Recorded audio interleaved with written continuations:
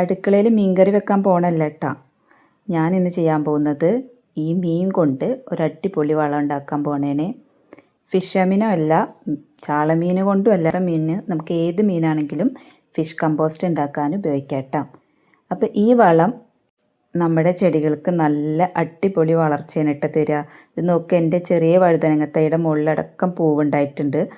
അതുപോലെ ഇതാ വഴുതനങ്ങ തൈകളൊക്കെ നല്ല ഉഷാറായിട്ട് നല്ല അടിപൊളി ഇലയും പൂവും എല്ലാം ഉള്ള കരുത്തുള്ള നല്ല അടിപൊളി തണ്ടൊക്കെ ആയിട്ടാണ് അതിൻ്റെ വഴുതനങ്ങ തൈ ഇവിടെ സെറ്റായിട്ടുള്ളത്. അപ്പോൾ എൻ്റെ കയ്യിൽ ഒരു 7 ഗ്രോ ബാഗ് വഴുതനങ്ങ തൈ റെഡിയായിട്ട് സെറ്റായിട്ടിരിക്കുകയാണ് കേട്ടോ. അപ്പോൾ അതിന് പറ്റിയിട്ടുള്ള ഒരു അടിപൊളി വളമാണ് ഞാൻ ഉണ്ടാക്കാൻ പോകുന്നത്. അത് ഈ ചാളമീനിൻ്റെ വേസ്റ്റ് കൊണ്ടല്ല, സാധാരണ നമ്മൾ മീൻ വേസ്റ്റ് കൊണ്ട് ഫിഷ് അമിനോ ഉണ്ടാക്കാറുണ്ടല്ലേ, ആ വളം ഞാൻ ഉണ്ടാക്കിയിട്ടുണ്ട്. അത് ഇതിൽ കാണിച്ചു തരാം കേട്ടോ. പക്ഷെ ഇന്ന് ഉണ്ടാക്കാൻ പോകുന്നത് വേറെ നമ്മൾ വീട്ടിൽ ഏത് മീൻ മേടിച്ചാലും അതിൻ്റെ വേസ്റ്റ് കൊണ്ട് ഉണ്ടാക്കാൻ പറ്റുന്ന ഒരു അടിപൊളി കമ്പോസ്റ്റാണ് കേട്ടോ.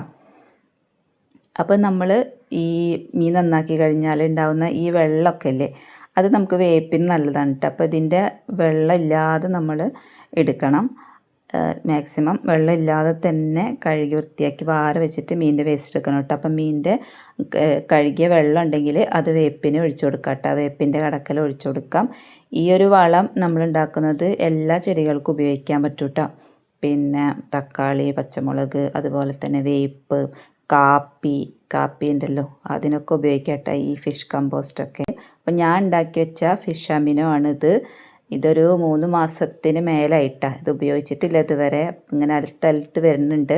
ഫിഷ് അമിനോ ഉണ്ടാക്കിയത് ചാള വേസ്റ്റും അതുപോലെ ശർക്കരയും കൂടിയിട്ട് ഒരു ഡപ്പിയിലിട്ട് വെച്ചേക്കണം കേട്ടോ. അപ്പോൾ അത് നല്ല അടിപൊളിയായിട്ട് ഫിഷ് അമിനോ ആയിട്ട് വരുന്നുണ്ട്. ഞാൻ സെറ്റാക്കിയിട്ട് അത് ഞാൻ ചെടികൾക്കൊന്നും ഉപയോഗിക്കാൻ തുടങ്ങിയിട്ടില്ല. അപ്പോൾ ഒന്നും കൂടി ഒന്ന് അലുത്ത് റെഡി ആവട്ടെ എന്ന് വിചാരിച്ചിട്ടാണ് കേട്ടോ മാറ്റി വെച്ചേക്കുന്നത്. പിന്നെ ഉണ്ടാക്കിയ ഫിഷ് കമ്പോസ്റ്റാണിത്. അപ്പോൾ ഈ ഫിഷ് കമ്പോസ്റ്റ് ഉണ്ടാക്കിയത് എങ്ങനെയാണെന്നാണ് കാണിക്കാൻ പോകുന്നത്. അപ്പോൾ ആ പ്രോസസ്സാണ് ഇന്നത്തെ വീഡിയോയിൽ കേട്ടോ. അപ്പോൾ ഈ ഒരു കുപ്പിയിലുള്ളത് ഫുള്ളും ഫിഷ് കമ്പോസ്റ്റാണ്. അപ്പോൾ അത് നല്ല അടിപൊളി വളമാണ് കേട്ടോ. അപ്പോൾ നമ്മളെ കയ്യിൽ വേറൊരു ഫിഷ് കമ്പോസ്റ്റും കൂടി ഉണ്ട് ഉണ്ടാക്കി വെച്ചത്. അപ്പോൾ അതാണ് ഇപ്പം ഇട്ട് കൊടുത്തിട്ടാണ് നമ്മുടെ വഴുതനങ്ങൾക്കൊക്കെ നല്ല അടിപൊളി വളർച്ച കേട്ടോ. അപ്പോൾ ഇതേപോലെ കിട്ടും ഫിഷ് കമ്പോസ്റ്റ്. അപ്പോൾ ഇത് ഉണ്ടാക്കാൻ വളരെ എളുപ്പമാണ് കേട്ടോ. ഒട്ടും കാശ് ചിലവില്ല, വളരെ എളുപ്പത്തിൽ ഉണ്ടാക്കിയെടുക്കാം കേട്ടോ. അപ്പോൾ ചെറിയൊരു മണം ഉണ്ടാവും. അപ്പോൾ ഈ മണം മാറ്റാൻ വേണ്ടിയിട്ടുള്ള സൂത്രവിദ്യയൊക്കെ ഈ വീഡിയോയിൽ കാണിക്കുന്നുണ്ട്. അപ്പോൾ അതിന് വേണ്ടിയിട്ട് ഇതുപോലെ എന്തെങ്കിലും ഒരു പ്ലാസ്റ്റിക് ബോട്ടിൽ അടപ്പുള്ളത്, നല്ല ടൈറ്റായിട്ട് അടച്ചു വെക്കാൻ പറ്റിയ ഏതെങ്കിലും ഒരു പ്ലാസ്റ്റിക് ബോട്ടിൽ എടുക്കുക. അപ്പോൾ അതിലേക്ക് നമ്മൾ ഫിഷിൻ്റെ വേസ്റ്റ് ഇട്ട് കൊടുക്കണം. ഏത് ഫിഷാണെങ്കിലും കുഴപ്പമില്ല. നമുക്ക് ചാളയാണെങ്കിൽ കൂടുതൽ നല്ലതാണ്, പക്ഷേ ഏത് മീനിൻ്റെ വേസ്റ്റ് ആയാലും നമുക്ക് ഉപയോഗിക്കാം കേട്ടോ. അപ്പോൾ പിന്നെ നമുക്ക് വേണ്ടത് ചാരമാണ് കേട്ടോ. ചാരം ഇതിലിട്ട് കൊടുത്താൽ നല്ല അടിപൊളിയാണ്. അപ്പോൾ നമ്മുടെ ഈ ഫിഷ് കമ്പോസ്റ്റ് ഉണ്ടാക്കാൻ നമുക്ക് ചാരം അത്യാവശ്യമാണ് കേട്ടോ. അപ്പോൾ ആദ്യം ഒരു ഡപ്പി എടുക്കുക. അതിന് ഹോൾസ് ഒന്നും വേണ്ട കേട്ടോ, ഒരു ഹോൾസും വേണ്ട, ഒന്നും വേണ്ട. അപ്പോൾ ഒരു നല്ലൊരു മൂടിയുള്ള നല്ല അടപ്പ്, നല്ല ടൈറ്റാക്കി വെക്കാൻ പറ്റിയൊരു ബോട്ടിലെടുക്കുക. അതിലേക്ക് ചാരിട്ട് കൊടുക്കുക. പിന്നെ നമ്മുടെ ഫിഷിൻ്റെ വേസ്റ്റ് ഇട്ട് കൊടുക്കുക കേട്ടോ. അപ്പോൾ ഇതൊരു ചെറിയൊരു ഡപ്പിയാണ്, ഞാൻ നിങ്ങൾക്ക് കാണിക്കാൻ വേണ്ടിയിട്ടാണ് ഇങ്ങനെ ഒരു ഡപ്പി എടുത്തത്. നമുക്ക് ഒരാഴ്ചയൊക്കെ നമ്മുടെ കൈ വേസ്റ്റ് ഇട്ട് വെക്കാൻ വേണ്ടിയിട്ട് ഒരു നേരത്തെ കാണിച്ച പോലെ ഒരു വലിയ ഡപ്പി എടുത്താൽ മതി. അപ്പോൾ അതിൽ എല്ലാ ദിവസത്തെയും ഇങ്ങനെ ഇട്ടിട്ട് അത് നിറയുമ്പോൾ വേറൊരു പരിപാടി ഉണ്ട്, അതും കൂടി കാണിച്ചു തരാം. അപ്പോൾ ഇതേപോലെ ഒരു ദിവസത്തെ ഒരു വലിയ ഡപ്പി എടുക്കണമെങ്കിൽ ആദ്യം ഫസ്റ്റ് ചാരിടുക, പിന്നെ ഫിഷിൻ്റെ വേസ്റ്റ് ഇടുക, അതിന് ശേഷം അതിൻ്റെ മേലെ ഈ ചാരിട്ട് കൊടുക്കുക. അങ്ങനെ നമ്മൾ ഓരോ ദിവസത്തെയും വേസ്റ്റ് ഇടുന്നതിനനുസരിച്ച് അതിൻ്റെ മേലെ ഇതുപോലെ ചാരിട്ട് കൊടുക്കട്ടെ. അങ്ങനെ നമ്മളൊരു ഡപ്പിയിൽ ചെയ്തെടുക്കണം. അപ്പോൾ ആ ഡപ്പി എന്ന് പറയുന്ന സമയത്ത് ലാസ്റ്റ് വേറൊരു പരിപാടിയും കൂടി ഉണ്ട്, അതും കൂടി ചെയ്തിട്ട് വേറൊരു പരിപാടി ഉണ്ട്, അപ്പോൾ അതും കൂടി ചെയ്യണം. അപ്പോൾ ഇതേപോലെ സെറ്റാക്കിയിട്ടുണ്ട്. അപ്പോൾ ഞാനെൻ്റെ വേസ്റ്റൊക്കെ ഇതിലിട്ട് അതിൻ്റെ മേലെ നമുക്ക് ഇതുപോലെ കുറച്ച് മണ്ണിട്ട് കൊടുക്കാം കേട്ടോ. ഇപ്പോൾ ഈ ഡപ്പി നിറയുന്ന സമയത്ത് നമ്മൾ ഇതേപോലെ കുറച്ച് മണ്ണ് അതിൻ്റെ മേലിട്ട് കൊടുക്കുക. അപ്പോൾ അതിൻ്റെ ഇടയിലൊന്നും മണ്ണിട്ട് കൊടുക്കണ്ട, മേളിൽ മാത്രം ഇതേപോലെ കുറച്ച് മണ്ണിട്ട് കൊടുക്കാം. മണ്ണിട്ട് കൊടുത്തില്ലെങ്കിലും കുഴപ്പമൊന്നുമില്ല, പക്ഷേ ഞാനിതുപോലെ മണ്ണിട്ട് കൊടുക്കുകയാണ്. അപ്പോൾ അത് ഇട്ട് കൊടുത്താൽ കുറച്ചും കൂടി നല്ലതായിരിക്കും കേട്ടോ. അപ്പോൾ ഇതേപോലെ കുറച്ച് മണ്ണും കൂടി ഇട്ടിട്ട് ഈ ഡപ്പി നന്നായിട്ട് ടൈറ്റ് ചെയ്തിട്ട് അടച്ചു കൊടുക്കണം. അപ്പോൾ ഒരു ലീക്കും ഉണ്ടാവാൻ പാടില്ല. അപ്പോൾ ഒരു ചെറിയ ഹോൾസൊന്നും ഇല്ലാത്ത നല്ല ഡപ്പി തന്നെ എടുക്കണം. പിന്നെ ടൈറ്റായിട്ട് മൂടാവുന്ന തരത്തിലുള്ള ഡപ്പി എടുക്കണം. ഇതെന്തിനാണ് അങ്ങനെ പറഞ്ഞതെന്ന് വെച്ചാൽ എലിയൊന്ന് വന്നിട്ട് അത് എന്താ പറയുക ടച്ച് ചെയ്യാതിരിക്കാൻ വേണ്ടിയിട്ടാണ് കേട്ടോ. അല്ലെങ്കിൽ എലി വന്നിട്ട് അത് ആകെ തട്ടിമറിച്ച് അവിടെയൊക്കെ പരത്തി പിന്നെ അതുകൊണ്ടുള്ളൊരു പണിയായിരിക്കും. അപ്പോൾ അങ്ങനെ വരാതിരിക്കാനാണ് ഇത് ടൈറ്റ് ചെയ്തിട്ട് മൂടി സെറ്റാക്കണം എന്ന് പറഞ്ഞത്. അപ്പോൾ നമ്മുടെ പിരിയുള്ള മൂടിയാണെങ്കിൽ നല്ല അടിപൊളിയായിട്ട് മൂടാൻ പറ്റും. ഇതും വലിയ കുഴപ്പമില്ല. ഞാൻ ടൈറ്റായിട്ട് മൂടിയിട്ടുണ്ട് കേട്ടോ. അപ്പോൾ ഒക്കെ നോക്കിയിട്ട് കറക്റ്റായിട്ട് മൂടിയിട്ടുണ്ട്. ഇനിയാണ് നമുക്ക് ഇതിൻ്റെ റെസ്റ്റിംഗ് പ്ലേസ്. ഇതെവിടെയാണ് റെസ്റ്റ് ചെയ്യാൻ വെക്കേണ്ടത്? ഇതൊരു മാക്സിമം 6 മാസം വേണം. 3 മാസം വരെയൊക്കെ വെച്ച് കഴിഞ്ഞാൽ നമുക്കൊരു നല്ല അടിപൊളിയായിട്ടുള്ള വളം കിട്ടും കേട്ടോ. അപ്പോൾ ഇത് റെസ്റ്റ് ചെയ്യാൻ വെക്കുന്ന സ്ഥലം എവിടെയെന്ന് വെച്ചാൽ മണ്ണിൻ്റെ ചോട്ടിലാണ് കേട്ടോ ഞാൻ റെസ്റ്റ് ചെയ്യാൻ വെക്കുന്നത്. അപ്പോൾ ഇതേപോലെ എന്തെങ്കിലും ഒരു മണ്ണ് ഉള്ളൊരു ഭാഗത്ത് ഒരു ചെറിയൊരു കുഴി എടുത്തിട്ട് അതിലിത് കുഴിച്ചിടുക. അങ്ങനെ ചെയ്യാണ് ഏറ്റവും നല്ലത്. അല്ലെങ്കിൽ നമ്മൾ നല്ല ഇരുട്ടുള്ളൊരു ഭാഗത്ത് മാറ്റി അവിടെ വെച്ചേക്കണം. ഫിഷ് അമിനോ ഞാൻ അങ്ങനെയാണ് ചെയ്തത്. ഫിഷ് അമിനോ ഉണ്ടാക്കിയിട്ട് ചാള വേസ്റ്റ് ഒരു ഡപ്പിയിലിട്ടു. പിന്നെ അതിനനുസരിച്ചിട്ടുള്ള ശർക്കര ഇട്ടു. എന്നിട്ട് അതിനവിടെ മാറ്റി വെച്ചു. ഒരു ഇരുട്ടുള്ളൊരു ഭാഗത്തേക്ക് മാറ്റി വെച്ചു. ടൈറ്റായിട്ട് മൂടിയിട്ട് മാറ്റി വെച്ചിട്ടാണ്.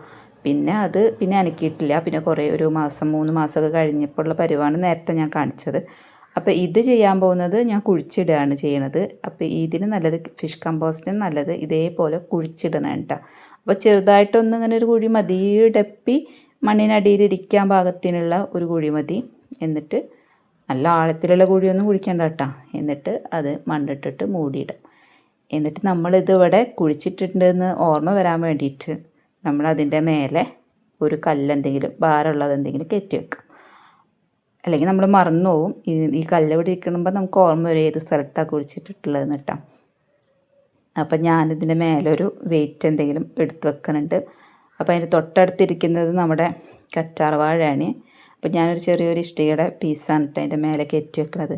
ഇത് നമ്മൾ ചിലപ്പോൾ മാസങ്ങൾ കഴിയുമ്പോൾ നമ്മൾ മറന്നു പോവും. ഇതിൻ്റെ അടിയിൽ കമ്പോസ്റ്റ് സൂക്ഷിച്ചിട്ടുണ്ടെന്ന് മറന്നു പോവും. അപ്പോൾ അത് നമ്മൾ വേറെ എപ്പോഴെങ്കിലും ആയിരിക്കും ഇത് ഈ ഭാഗത്ത് ക്ലീൻ ചെയ്യുന്ന സമയത്തൊക്കെ മണ്ണ് മാറ്റുമ്പോഴായിരിക്കും നമുക്ക് ഓർമ്മ വരും അവിടെ കുഴിച്ചിട്ടിട്ട്. ഇതേപോലെ മുന്നുണ്ടാക്കിയൊരു വളം ഇതേപോലെ നമുക്ക് കിട്ടിയിട്ടുണ്ടായിരുന്നേ.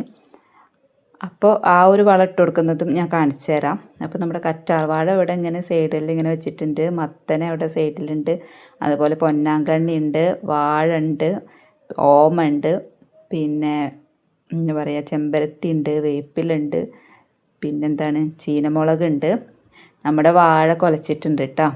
പിന്നെ അടിപൊളിയായിട്ട് കുലച്ചിട്ടുണ്ട്. അത് അപ്പോൾ ആ സൈഡിലേക്ക് മറിഞ്ഞിരിക്കണ കാരണം കേട്ടോ കാണാത്തത്. അപ്പോൾ ഇതൊക്കെയാണ് നമ്മുടെ കുഞ്ഞൊരു സ്ഥലത്തുള്ള പച്ചക്കറികൾ. അപ്പോൾ ഞാനിതിവിടെ കുഴിച്ചിട്ടു. ഇനി ഞാൻ കാണിക്കാൻ പോകുന്നത് നമ്മൾ നേരത്തെ ഉണ്ടാക്കി വെച്ച വളം ഉണ്ടല്ലോ, ആ വളം എങ്ങനെയാണ് നമ്മൾ ചെടികൾക്ക് ഉപയോഗിക്കേണ്ടത് എന്നാണ് ഇനി കാണിക്കാൻ പോകുന്നത്. അപ്പോൾ ഈ കല്ല് വെച്ചത് മറക്കണ്ട. അപ്പോൾ ഈ വളമാണ് നമ്മൾ നേരത്തെ കുഴിച്ചിട്ടിട്ട് മറന്നു പോയിട്ടുണ്ടായിരുന്നെന്ന് പറഞ്ഞ വളമല്ലേ. അപ്പോൾ അതിലെ പകുതിയോളം ഞാൻ ഓരോന്നിനൊക്കെ ഇട്ട് കൊടുത്തിട്ട് ഉപയോഗിച്ചിട്ടുണ്ട് കേട്ടോ. അപ്പോൾ ഇതേ രൂപത്തിൽ സെറ്റായിട്ട് കിട്ടും കേട്ടോ നമ്മുടെ മീനിൻ്റെ വേസ്റ്റ്.